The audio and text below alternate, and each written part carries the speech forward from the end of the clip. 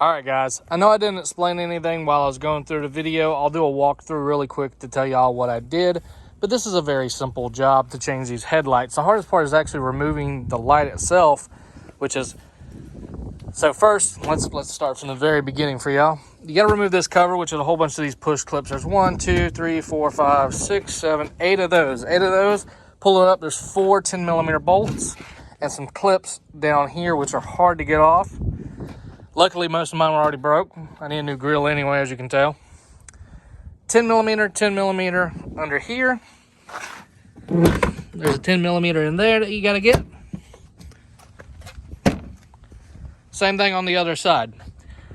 Once you get that, you will slide the light forward and over at an angle, and it will pop out. Once it pops out, you just repeat the process in reverse to put everything back together. So if y'all have any questions, feel free to comment down below. And I have to say, nice little improvement with new headlights. Those were the original 09 headlights.